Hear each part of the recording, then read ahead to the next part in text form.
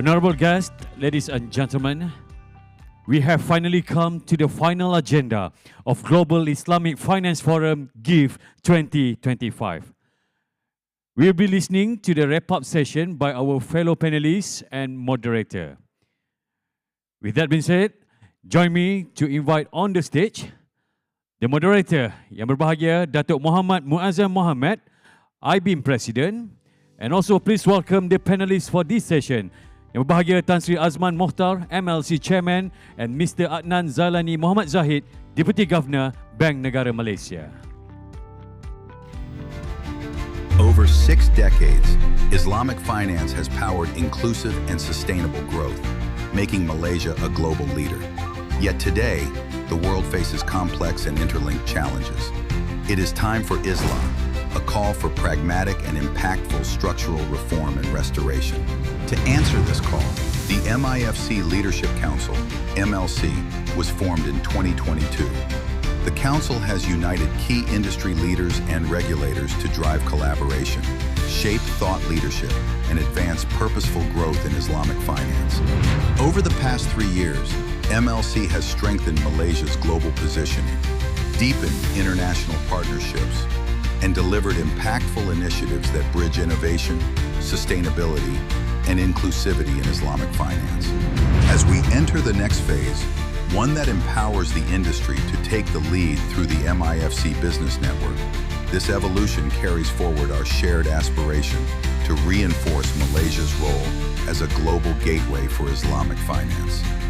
Looking ahead, this collective industry network will continue to strengthen Malaysia's global partnerships, expanding collaboration, driving innovation, and building a more just, resilient, and purposeful financial future. Ladies and gentlemen, the wrap-up session, Bridging Values and Innovation for a Prosperous Future. Dato Muazzam, over to you. Okay, Assalamualaikum warahmatullahi wabarakatuh. Good evening. Thank you everyone for staying until the end of the conference. We are at the end of the agenda already, and we have had a very I would say enriching discourse over the last 2 days. We started the day yesterday, talking more regarding collaboration, OIC, and also bringing it to ASEAN and to Malaysia. And today, the topic revolves a lot more on innovation and also in terms of creating an impact. And that it's, I always look forward to this kind of forum, Tan Sri, whereby there's a lot of reflection in terms of, why we celebrate how much progress we've made, but at the same time, we also realize that there's a lot more that we can do. And for a lot of important matters has been raised. But what I take away from all the panel discussion when we talk about the role of finance and all that, it goes back to the heart of what purpose does finance play actually in our world, in our lives. So perhaps here I would like to pick into some of the thoughts by the panelists that we've got here. I mean, there's a lot of things that we can take away, but I would like to give some focus. So on the first part, when we talk about purpose in finance, and this one, probably if I can start with Tan Sri Azman, we have already in place our value-based intermediation, and basically it's a strategy to deliver impact beyond the traditional stakeholders. So we widen the stakeholder to also include the society, the community, the environment as well. So Tan Sri, listening to the concerns and challenges shared by the speakers yesterday and today, and drawing lessons from the broader community championing sustainability agenda, in your mind, what can the Islamic financial industry do more to uplift the implementation of this value-based intermediation, further create stronger Islamic finance ecosystem, and really realize the impact that Islamic finance can make? Tan Sri. Yeah, Terima kasih. Bismillahirrahmanirrahim. Assalamualaikum warahmatullahi taala wabarakatuh, and a very good afternoon. First of all, thank you to AIBIM, to Bank Negara, to all of you. On the subject, we heard a lot about purpose, and rightly so, from the first item of the GIFF, which is of course the royal address by Duli Yang Maha Mulia Paduka Sultan Perak. And I think this was clearly re-emphasized by Yang Amat Berhormat Prime Minister, Governor and others. So to my mind, purpose in this case, we of course locate that with finance, and I've kept repeating, to my mind, the fundamental axiom of finance is to support the real economy. The real economy is to support and serve, actually, society. And not just any society, a just, progressive society. So to put that into context of Malaysia, our own national development journey, has, alhamdulillah, we've always believed and tried our very best, and indeed there's a lot of result, to grow with equity. Equity has traditionally meant social equity, but perhaps you can extend to a sustainable equity, i.e. climate justice and so on. Of course, it's not perfect, but I kept saying, if you take one data point, eradication of hardcore poverty, DG, if I'm not mistaken, Malaysia's track record, incidence of hardcore poverty is, in theory at least, almost eradicated. Of course, there is issue of relative poverty, there's cost of living crisis, there's a lot of issues on inequality and so on. And Central Bank, Securities Commission, MOF, our key institutions that are pillars to this economy and this growth, has certainly been part of that. And the VBI frame, is very much in that same vein. So if you track, by the way, I've read even well before I was at Khazanah, in my library somewhere there was a book about I think that time 20th anniversary of Bank Negara, so a long time ago. I still have it somewhere. It's a grey-colored book. Those of you know. So there's a continuity of that institution building within this meta purpose of this country. So you have to locate within that. So finance, as we heard very eloquently from my dear senior and Tan Sri Andrew, to maybe embarrass you in a good way, I consider Tan Sri Andrew my mentor, guru, board member. And Tan Sri, you talk about passion. So I whispered as Tan Sri Andrew was coming down, because it's really from the heart. And Tan Sri Andrew, I would spontaneously say, I said, Tan Sri, if you were a fruit, you are a passion fruit, sir.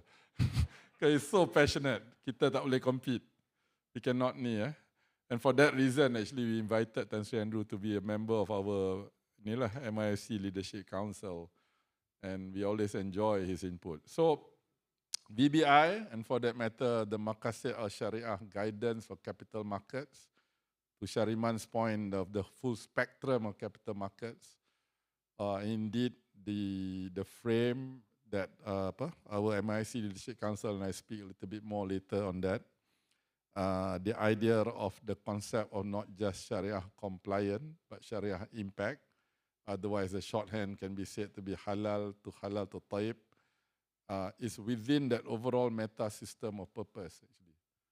The whole point of this, because finance is very powerful, technology is very powerful, and arguably the great agents of change historically, which is governments, there are constraints these days, fiscal, we just budget just announced.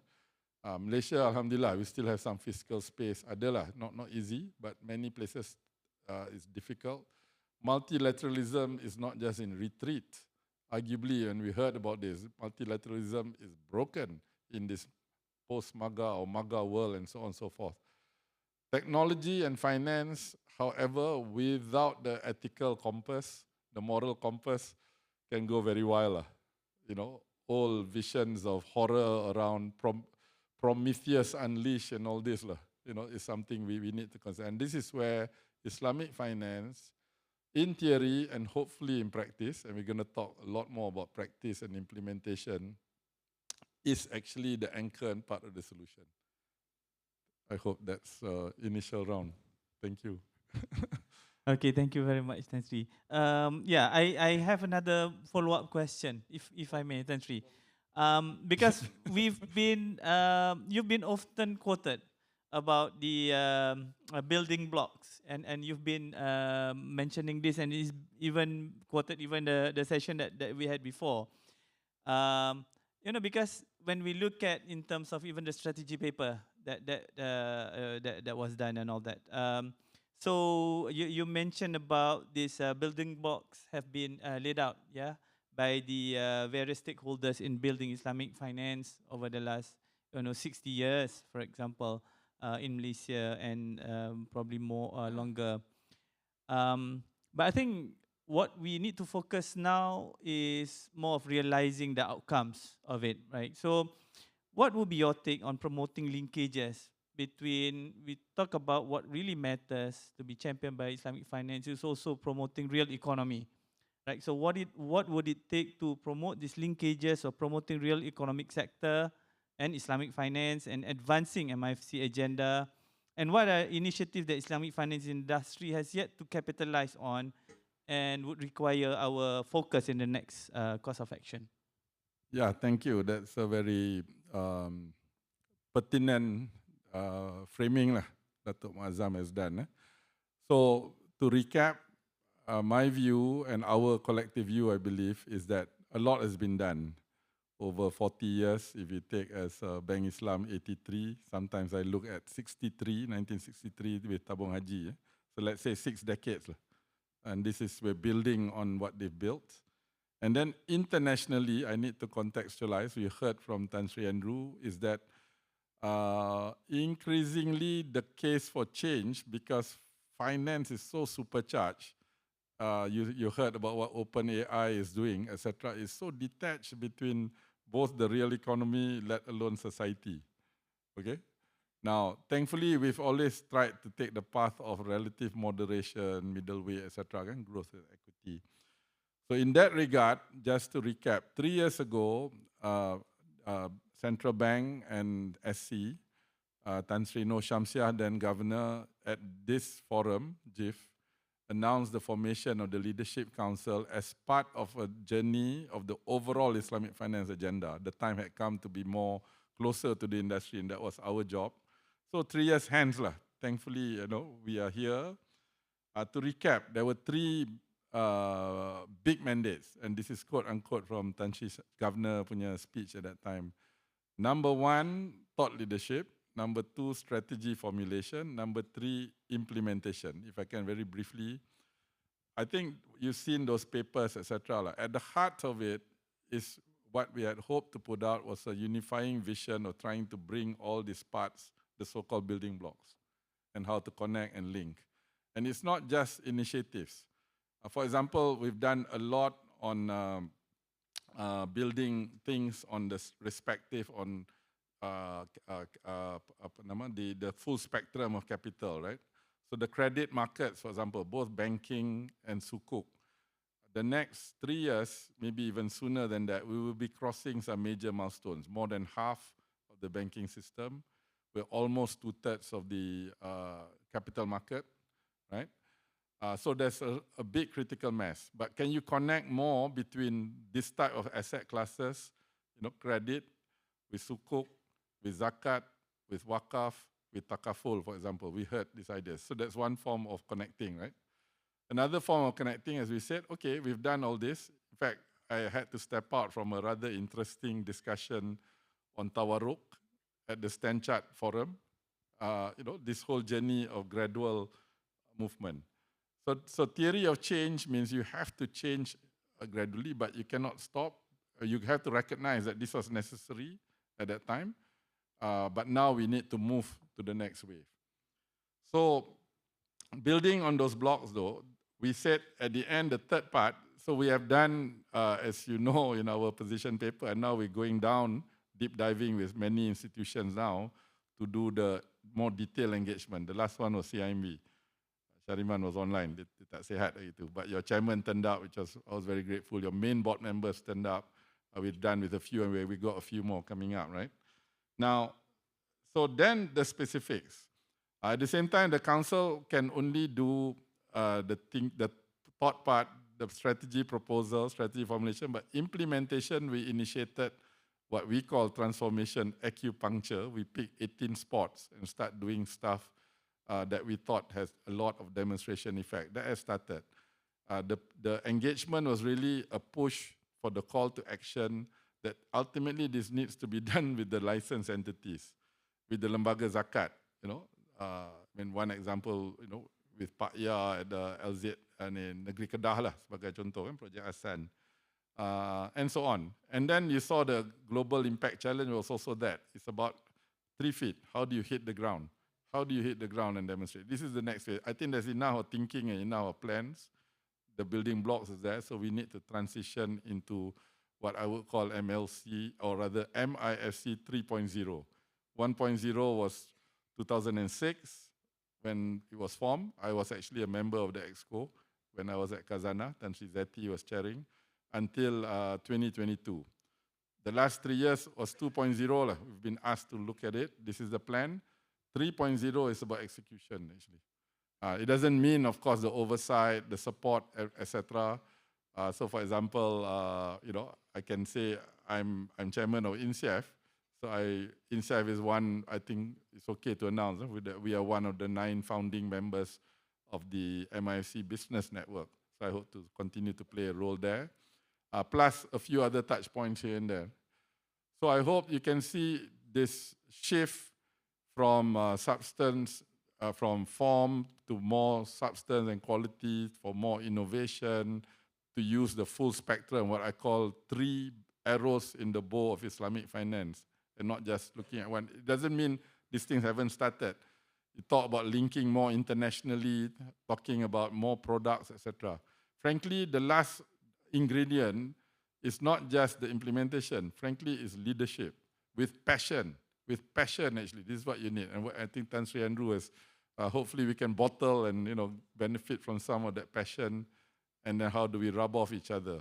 Building bridges, lighting the beacons, powering each other.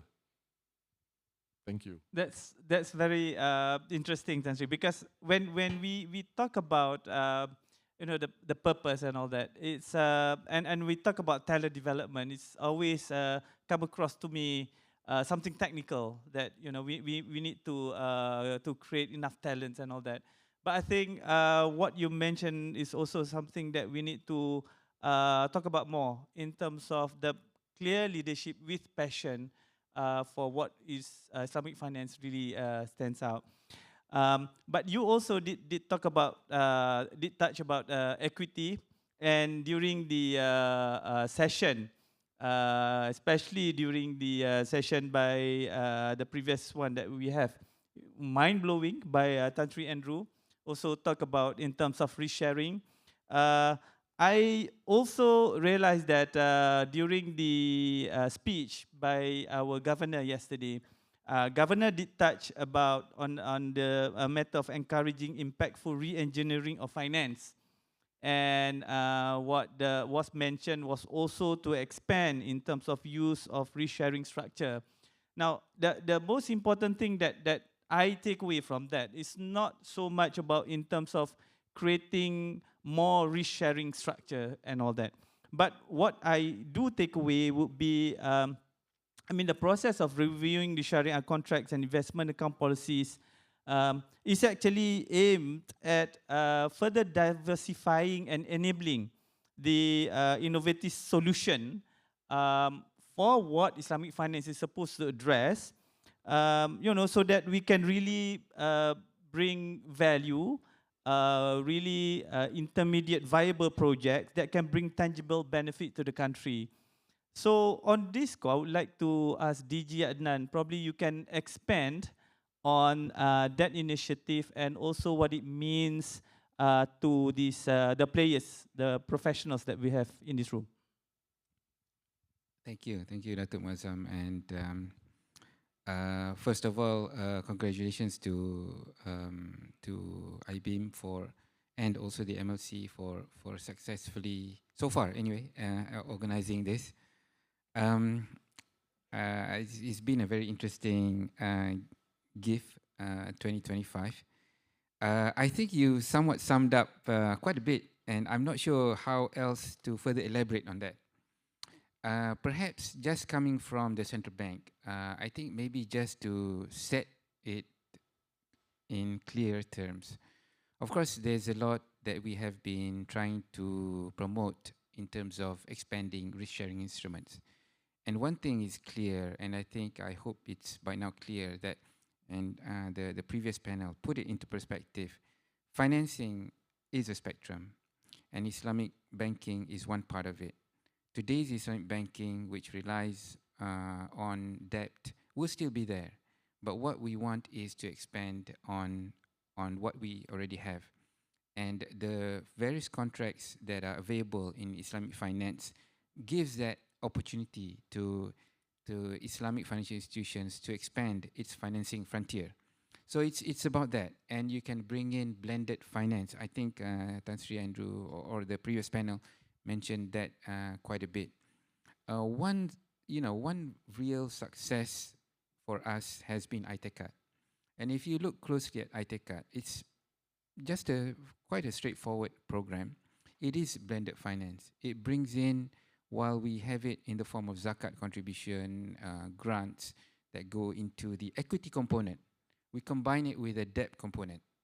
So in a way, it is already offering blended finance to enable new access to micro entrepreneurs who otherwise wouldn't have been able to obtain debt on their own terms, or wouldn't have been able to raise the equity in the first place. So the ITECAT program already combines that spectrum of equity plus, though the equity of course is in the form of grants, but equity plus debt component plus financing. So I think from that perspective, how can we take Islamic finance today and further innovate on that? I don't think that we can. And this morning I also was, maybe related to what Tan Sri was attending just now, the Tawarruk session. I was also meeting with some of the scholars who were at that session just now. And we had a very lively and interesting discussion about Islamic banking today. So Islamic banking today is Sharia compliant. There's no issue about that. And there's no issue on Sharia compliant. If anything, when we look at the level of debt today, for example, in Malaysia, let's just take the example of Malaysia, household debt is over 80%. So it is somewhat of a cause for concern if it's if it goes any higher. So from that perspective, how do we then further enable financing of new economic activities if we go on continue to give out debt? So this is where different types of instruments can possibly come in, possibly be there that enables the expansion of financing of the frontier beyond just debt. And we can then manage on a macro level a more stable and more balanced system. I think what we want is more, perhaps from a macro perspective, more balance in the economy. I just want to also perhaps just relate what the scholar shared with me this morning. Debt has been treated in the Quran. It is there is forms of debt that are clearly treated in the Quran, and the Quran has many verses regarding debt. So debt is not really something that is bad per se. And if we were to take some learnings from Yusuf Qaradawi, for example, he gave in his book, he wrote about why alcohol is banned in Islam. Alcohol has its benefits. He argued that there are good things about alcohol, but there are bad things that can also arise. On balance, the harm is more than the benefit. Hence, it is banned. But that doesn't apply to debt. Debt is permissible. So in that sense, there could be more good as opposed to harm that it does. Now, what we need to do is to manage the harm in the best possible way so that the good can come out of that. I'll stop there for now. I hope that did I answer what Yeah, I think it's great that you share that perspective, because I think there's a lot of discourse that I've also come across and I do participate, and there's also while the discussion about risk sharing and all that is important, but there have been many discourses that talk about more of the form and talks about mudarabah musyarakah as a form rather than as an enabler to provide solutions. So it's great to hear some clarity for coming from you as well, that we need to be able to use the suitable form to give the solution to the issues that we're dealing with. So if I can hear similar reflection from you, Tan Sri. The question again. Yeah, in terms of how can further enriching risk-based, for example, contract to provide solutions. Sure. Yeah. No, I just wanted to be sure. No, I think the emphasis that the Islamic financial system is a full spectrum system. It's also a system that is beautiful in the sense it allows, how shall I say, different horses for different causes. And this is one of the power of finance. But yes, we have to understand and mitigate potential harm. So even in equity structures, for example, venture capital, of course, good risk sharing. But sometimes venture capital can become vulture capital. When the one side is the power dynamics in a venture, it can be, abused actually. So therefore, what ostensibly seems to be more risk sharing can actually be a form of financial oppression. I think this has and probably will continue to happen if you're not careful. Or take technology. Actually, I spent the last half an hour because in case you see myself on a Facebook video, I don't have Facebook. If anybody has seen, because a few of my friends have sent me, it's a scam, okay, that I'm promoting some investment scheme. I've already reported to MCMC. So the technology is good, but it can be used for scam. So this is so you need both form and substance to be good lah, to be good. So that's the first point to make. I wanted to highlight one of the 18 initial impact project we picked because we thought it was important to represent the key focus area, which was unlocking equity risk capital, was the Dana Pemacu scheme by our pension fund Co-op, which I think is a very important initiative. I sat down with both Dato Nick. We sat down with Dato Nick and the CIO lah, Cik Azman, where they unlocked 6 billion ringgit. Half of it, that means 3 billion, is fully Sharia compliant. The other is still good, just that it may not necessarily follow that. And then their job is to partner both Malaysian and international players to create equity, in this case venture and PE intermediaries. Because without that, you cannot create an ecosystem. Once you have that, the vehicles are there, the leadership is there, the map is there, then you can roll down this net and multiplier effect is high. I will also make the point that the Islamic economy, and that's another shift which was teguran directly from Yang Mohamad PM. PM quoted Najatullah Siddiqui. I had to go back and read this up about how Islamic finance over the years, good, we've developed, but perhaps more fiqh-based, fiqhi and form, as opposed to some of the ideals of those founders 40, 50 years ago. Najatullah Siddiqui, Omar Chapra, the late Khurshid Ahmad. We talks about social justice and so on and so forth. Those of you who are scholars will know this better than me. So we went back and with that actually, the creation of the rolled out of the equity just now. Another shift was actually to bring back closer Islamic finance within the domain of Islamic economics.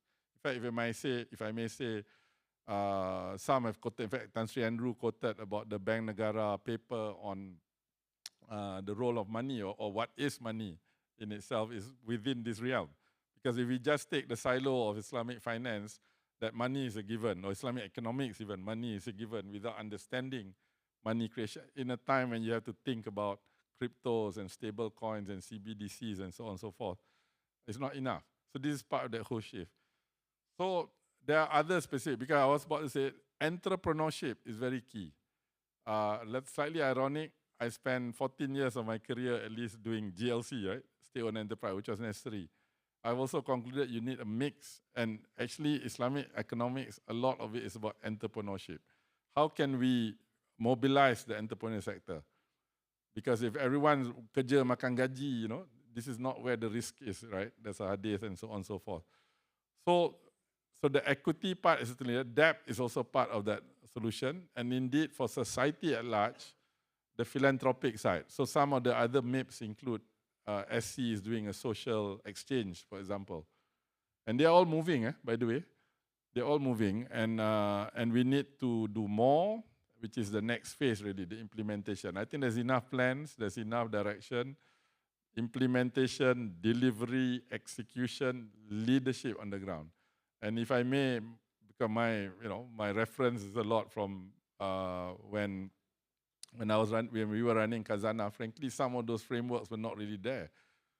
So we did the first Sukuk Ihsan, for example. The Sukuk exchangeables were done. I said I couldn't understand all the technicality, but why must this be LIBOR-based? So in the end, the pricing was based on Telekom Malaysia punya dividend rate, actually. So just as Tan Sri Andrew rightly said, and my boss last time, Tan Sri Noor, one of the founders of Islamic finance, Azman, don't let the perfect be the enemy of the good. Of course, within certain guardrails. There's enough guardrails now. Over to you guys. The roads are all ready. Implement. Let's do this together. And to you too, Muazzam. AIBIM. Thank you, Tan Sri. Thank you for the challenge. I'm going around doing all this PPE. Invite me. I think boleh ikut. And then pro bono. I bagi all the structures. Reverse mortgage, investment account, mutualized takaful, how to scale up iTekat, Islamic first on the halal economy. There's many specific ideas, actually. Thank you. Thank you, sir. We heard it loud and clear, because a lot of discussion that we hear in terms of innovation, we need to have innovation, for example, right? New ideas, new solutions and all that. But like it was pointed out by you and DG Adnan as well, one example of a blended finance model that we already have, iTekat as an example, is already there. But probably because it was mentioned that it's no longer should be treated as a pilot. It's a working model, it's something that can be expanded. So when it comes to scaling up, like you mentioned, probably I can hear from DG Adnan, what would be in terms of your expectation, and how can we put in the resources and the focus so that we can really scale this, and in what areas that it will be beneficial, in terms of this blended finance model when we are able to do it at scale. DG. Thanks. So the iTekat has proven to be quite successful in small scale. Having said that, there are more than 10,000 people who have benefited. But the model itself, blended finance, can be applied even beyond that. So even to larger projects where you can, for example, we're looking at some of the financing required under, for example, the ASEAN Power Grid, or some of the larger infrastructure projects. So where can blended finance bring in both private capital as well as debt fundraising, and that could be an important avenue going forward. But beyond that, the industry itself should come together and look at how, through syndication, through collaboration, to really scale up from financing as well as from partnering with those with with equity funds. So if we're iTekat is for micro, and there can be similar financing opportunities for medium size or small or larger SMEs or medium size or even mid-sized corporates. But when we're talking about some of the investments that we require for the larger, larger projects, in particular touching on sustainability or touching on even the ASEAN Power Grid, we need collaboration. We can't go it alone. I mean, we wouldn't even advise anyone to go it alone, given there's a lot of risk involved, and hence we require that collaboration. But let me just touch a little bit on something which perhaps Mohamad, Prime Minister, also touched upon: governance, bad governance. He mentioned yesterday. So this is where values come in to the picture for us. And if we talk about values-based intermediation, it also has to touch on our conduct as the financiers. So, I mean, Tan Sri mentioned about possibly even oppression at certain structures and certain required rates of return. Of course, they can be quite steep and demanding. In fact, this was one of the challenges of introducing equity. One challenge of introducing equity structures is exactly that. This example was given by our esteemed scholar, which I will not name. But if I'm a successful businessman, why would I share my high returns? And it is a challenge. That's just the way it is. So I suppose in this, of course, one element that we haven't really touched on is that are we just too greedy? Are we entrepreneurs, financiers? I mean, and Tan Sri Wahid yesterday raised this question about risk-based pricing. He raised a good point. Why is it that the smaller entrepreneurs have to pay a higher rate compared to those who really can afford it? And it goes back to risk-based pricing. I don't have an answer, to be honest. And but this is something that Islamic finance should challenge itself.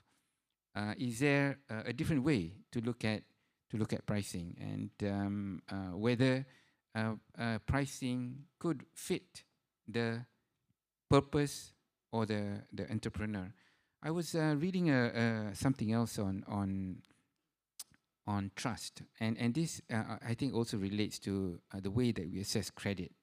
So if we look at what is it to be trustworthy, being able to be trustworthy, there are two components to it. One is that people believe that you are competent to fulfill your trust, and the other is that you have the motivation to fulfill that trust. So there's two components. I think in credit, and it touches on the willingness, your ability to pay, and your willingness to repay. So when you are taking on debt or taking on financing, the credit assessment would involve these two elements, which is actually related to what I mentioned in terms of trust, competence, and motivation. This is willingness to pay and the ability to pay.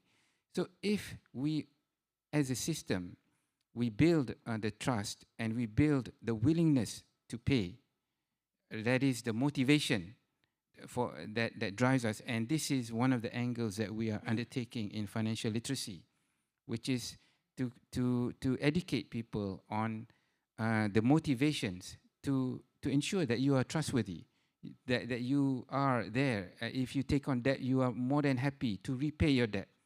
And the ability is another angle. So if we can focus on these two and build communities, build networks that are trusting, that are more trusting, I think we would be able to live with lower, we would be able to better price, better see risks, and understand the risks and how they materialize, and whether it deserves the pricing that that we often charge them.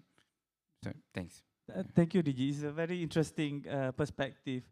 Tan Sri, would you want to weigh into this discussion? Yeah, I think as DG was talking about pricing and values, as I said, it's already been mentioned. I think the paper, I'm not quite sure what it's called, the discussion paper by Bank Negara on money, creating waves, because ideas that make waves are ideas that are one good, two dia kena the time lah, relevant for the time, right?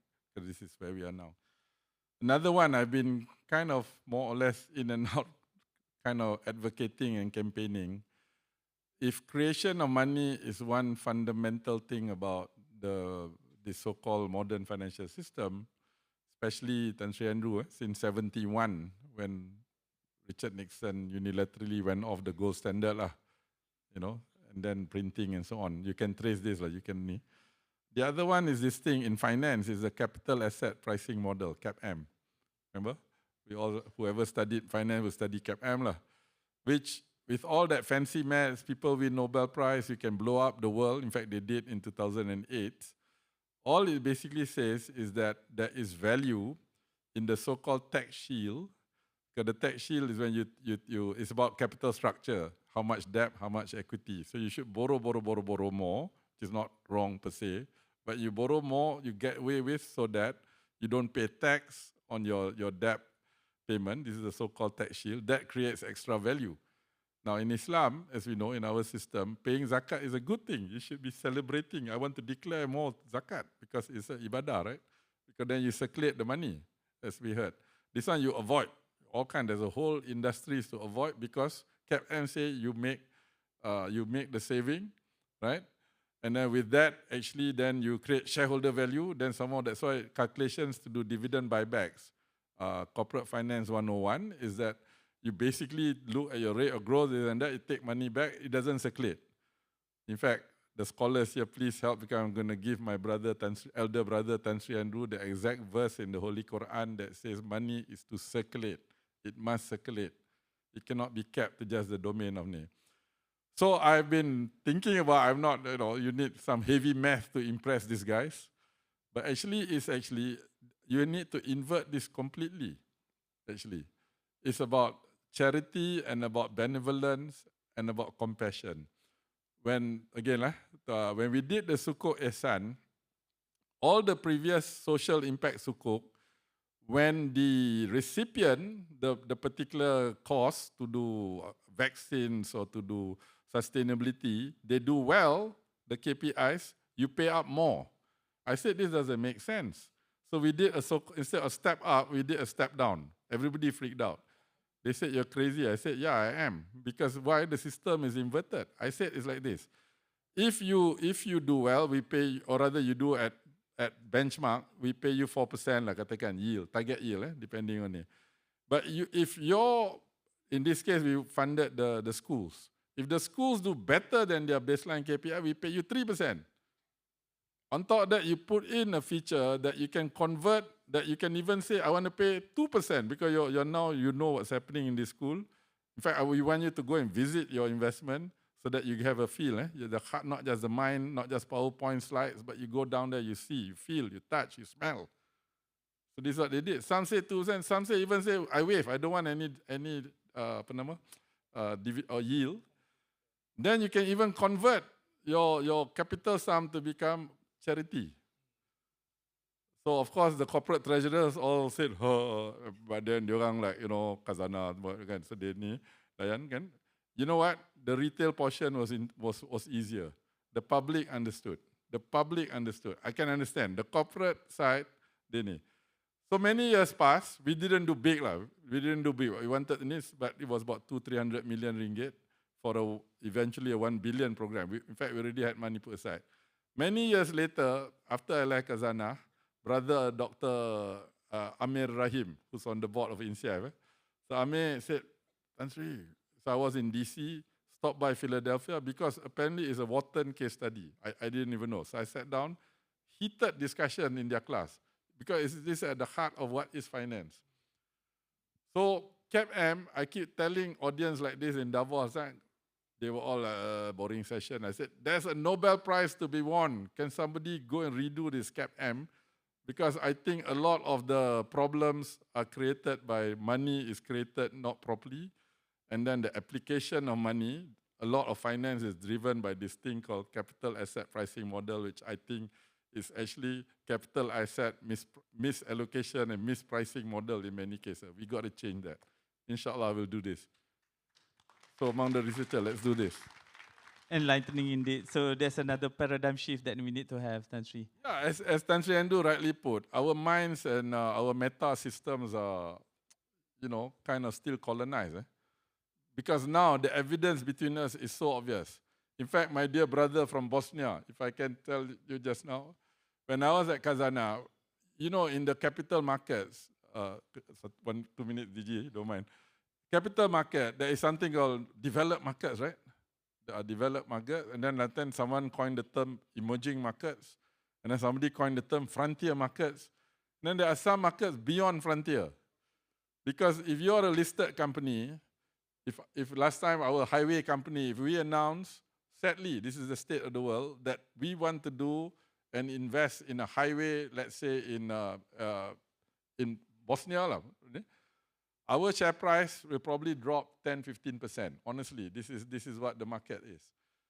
So therefore, we need to arbitrage, put the right horses in the right courses. Guess what happened? Post-08, Tan Sri Andrew, they created Glass-Steagall, right? So banking was much harder. Basel III, very hard. Guess what? They opened up the shadow banking system. They moved to private equity. Today, private equity, someone should charge them for, no, Trade Description Act. 1/3 of PE is private credit. Good Lord, as interest rates move, I don't know. This could be the source of a very major disruption. So 1/3 of it, because that one not regulated. Gila, so the regulatory arbitrage.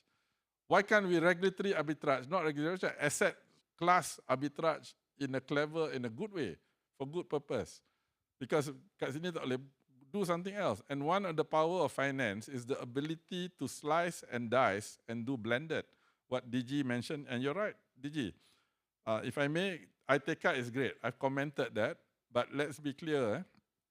The total banking system is 2.6, 2.7 trillion, thereabouts. Capital market is 4.2, 4.3, depending on the days, that's 7 trillion.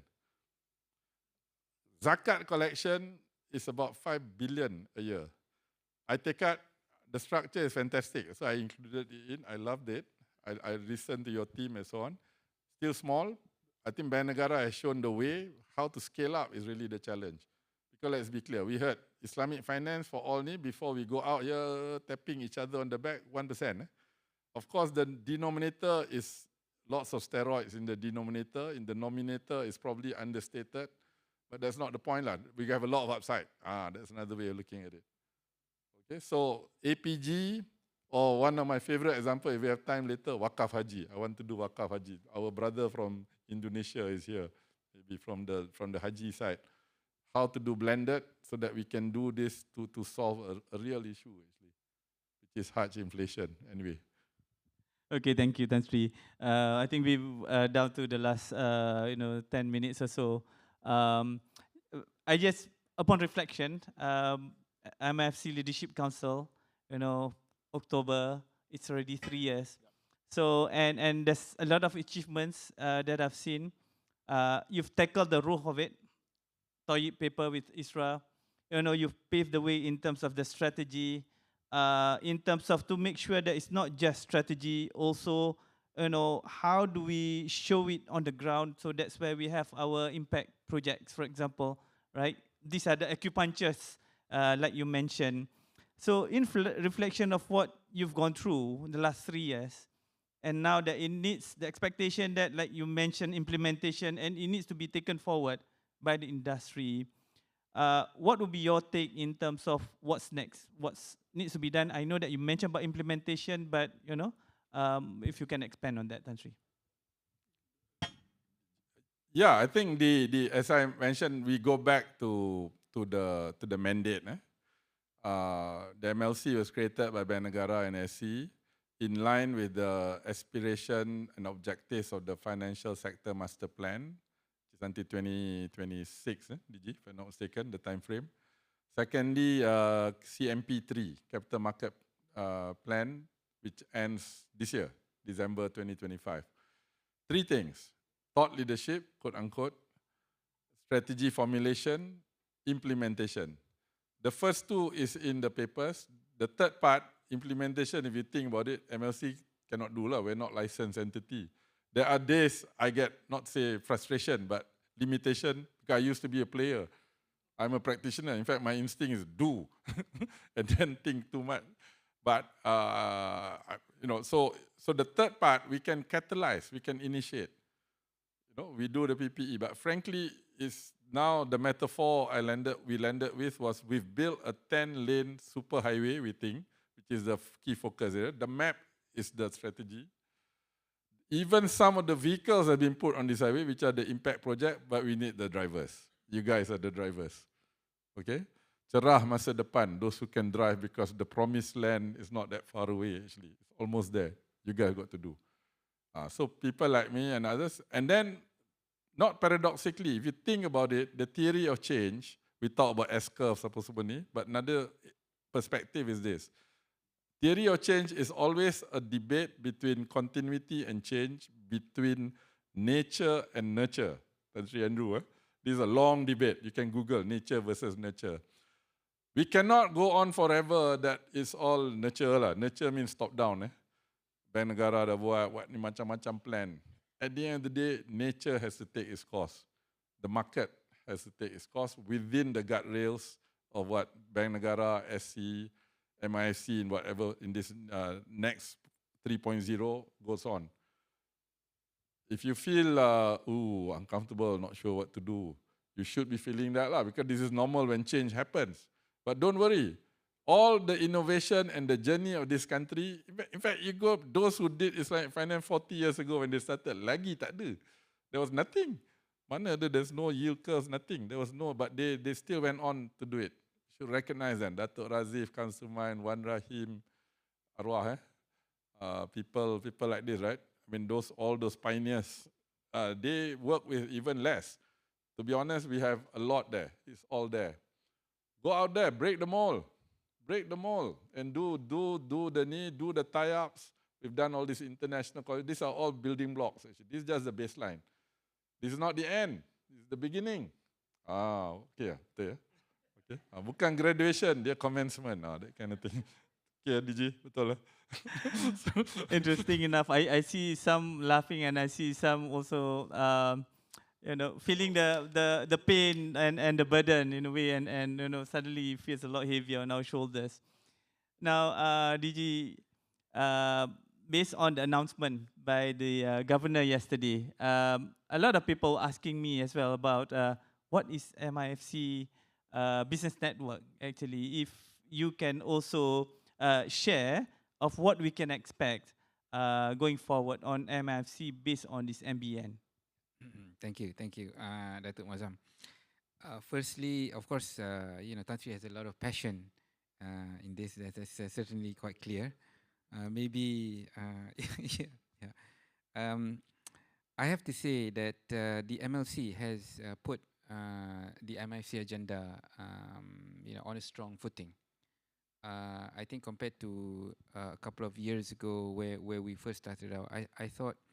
Our observation was that we needed something to galvanize the industry, and the MLC has managed to do this through the work, the position paper, bringing the industry together, and also the various collaborations that has been signed, and including some of the work that was done, such as even we had the Global Impact Challenge, which was conducted by the MLC together with some of the partners, and I appreciate Omar Sheikh is here, and I think a few other partners as well from through MLC collaboration, including Hong Kong, if I'm not mistaken. Yes. So now it's for the industry to don't drop the ball. And I think where, and Tan Sri mentioned this, it's more about business execution, about implementation. How do we really expand the I suppose the industry, the business that's being undertaken, which must be driven by the industry. So putting it, and this MIFC Business Network is meant to bring that together. So for now, I think as the governor mentioned yesterday, nine industry players have volunteered to form the founding group, which includes, I think, some players here, and it cuts across not just banking but also takaful and ancillary services, some of the consultants, and including NCF. So we have 9 founding members. After this, Bank Negara and SC, we will discuss about expanding it further and opening up to the industry, other industry players. So this business network will organize itself, and there will be continue to be the secretariat, which is the MLC secretariat, will continue its function in terms of supporting the business network, and the business network will arrive at the strategies, formulate strategies, and execution of how MIFC agenda is to go forward. Now, what perhaps we didn't mention, Governor didn't mention yesterday, was that, of course, overseeing this will continue to be SC and Bank Negara, because it is just by our mandate that we continue to support and promote Islamic finance. But the onus is really on industry, on the industry now. And Bank Negara will, Bank Negara and SC will regularly come together, and we'll probably even have some sort of intergovernment or interagency sort of panel to provide that steer and maybe even facilitation for whatever is necessary that perhaps the industry may require. So we really hope that the industry can take this forward, and we're looking forward to it. We can see this to be our runway for the next 2 to 3 years. And if this is successful, it would be the way that we go forward with MIFC. It will be industry driven, industry led, and delivered. Yeah, Thank you for the clarity, DG. I mean, other than for the industry to take forward in terms of the MIFC agenda, would you be able to share any additional call to action, especially to the industry players and also the participants, before they go back to their respective institution? Thank you. Well, I think certainly what's been proven is collaboration can really amplify and our impact. And through this GIFF 2025, and we've seen it even through the work that the MLC has led, we need to collaborate.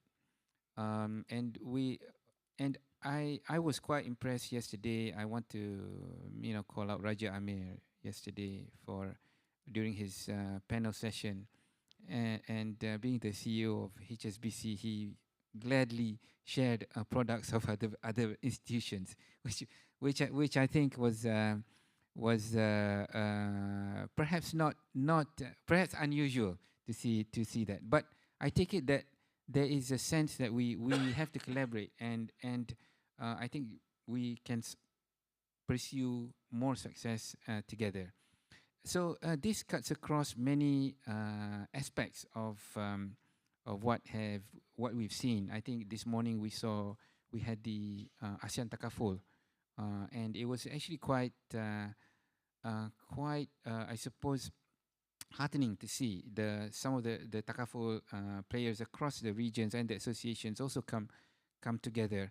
And I think there's a lot of opportunity there for collaboration in terms of product development, and many of these markets are actually growing fast. The demand for Takaful is certainly there, and for us in Malaysia, while we have maybe a higher penetration rate so far, and we're roughly about 24% contribution from Takaful for the industry compared to the others, we're ahead. But we also have a more comprehensive ecosystem which we can provide to the region.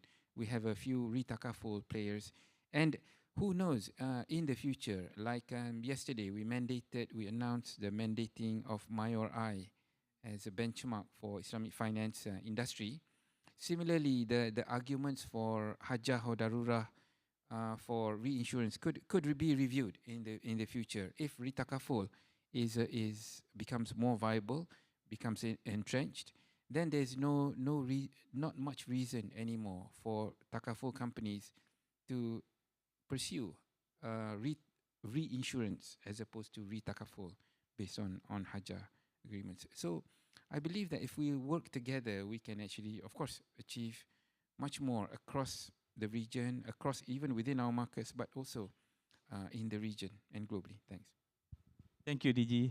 And Tan Sri, we appreciate your leadership over the last 3 years in the MLC and also in promoting, advancing MIFC agenda. Probably a call to action to all of us as well, Tan Sri. But we're not going to let Tan Sri go that easily. Tinggal 1 minit dia kata. No, I think 2 or 3 things. I think I can share maybe I've been talking about a lot of metaphors, right? Bows and arrows, highway lah, mountain lah. I wanted to say we are all, kind of together. I'm glad DG highlighted the collaboration aspect because something about capital and resource, a small reflection. Most capital and resource, the more you give away, the less you have, right? Money, whatever you give. But knowledge, charity, goodwill, the more you give, the more it grows. How do you reflect this? People call it social capital, if I'm not mistaken. So think about it. But it's also a reflection that we have to work together. Cut all the silos. I hope the work of the last 3 years, and indeed all those years before that, was actually pulling it together. And this is the story of our beloved nation and our friends from around the world. This has always been it. So that's the reflection, Anthony. When we were discussing to move, a bit like parenting, good parenting, you grow, and then you must let go. I'm trying to learn this lah. I got a daughter in Tokyo, daughter in New York, kadang risau kan. Tapi then my wife kata, dah lah, cukup lah, let them go. Not easy, parenting. So letting go, the art of letting go is when to let go, but yet there's guardrails. And bank, I think central bank, SC, I think understands this. And we debated it. My one caution was that I was worried because of the nature of the building blocks ni tadi, how to link them together. There's a lot of coordination needed. So if we leave it to Shariman, Muazzam, Raja, bagus, I'm sure they do a very good job. But let's be clear, they are also subject to their group, KPI, their commercial, their other parts, the developmental parts. Of course, Bank Negara SC assures me and others that that role that DG mentioned will still be there. And you've mentioned about an interagency advisory panel of sort to help to steer and coordinate. But you guys are the drivers, so that metaphor of ni. But we have to work together with the right, not just the mind, the plans are all there. We work together lah. You mentioned tak kenal maka tak cinta. Sekarang dah kenal. And we can do that together because, guys, those in this room here, we have a duty to those not in this room. There's a lot of people out there and a lot of people in our other nations out there. Inshallah, we can do this together. Thank you very much. Let's do this together, inshallah. Thank you, Tan Sri. And indeed, if we hear, in terms of the address by our Prime Minister and also the Governor, we should acknowledge the fact that there's a lot of expectations from the Islamic finance to be able to support the growth of the economy and address a lot of the issues that we have. So innovation, but more importantly in terms of following through with implementation and scale whatever model initiative that we have done in pilot mode, and we must be able to scale it because only then we would be able to see the result. So thank you so much. That's all that we have. GIFF has been organized over the last 2 decades and always serve as almost a marketplace where all top minds in Islamic finance, the professionals, the practitioners, the scholars to come together and debate on issues, and we allow that diversity of issues. But at the end of the day, again, like what was emphasized by both Tan Sri and also DG Adnan, is that what matters is what we do next. So hopefully with that, it further re-energize us, realize what is expected of us and we would be able to deliver, because that would be the hopes and the expectations of those who are not in this room. So with that, thank you everybody for your participation. We'll look forward to seeing you in the next GIFT. Assalamualaikum. Waalaikumsalam warahmatullahi wabarakatuh. Thank you very much to our moderator and panelists. Gentlemen, please step forward for a group photo first. And let us give another round of applause to our moderator and panelists. And we also would like to invite all of our gentlemen to remain on the stage. Please remain on the stage. As we would like to invite Yang Berusia Puan Ratna Syairah Kamaluddin, Executive Director of AIBIM, to hand over the memento as the token of appreciation to the moderator and panelists. Please welcome. Puan Ratna, please hand over the memento first to Deputy Governor Adnan Zaylani. Please welcome.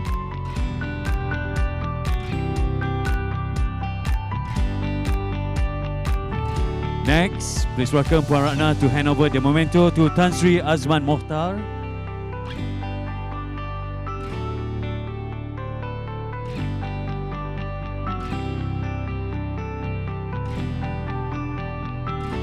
And last but not least, to Yang Berbahagia Dato Muazzam.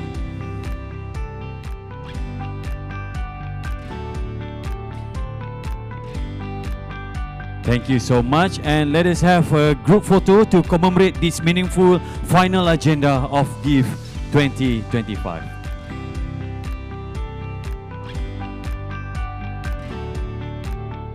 Yes, let's have the memento back. Let's have a group photo together with the memento.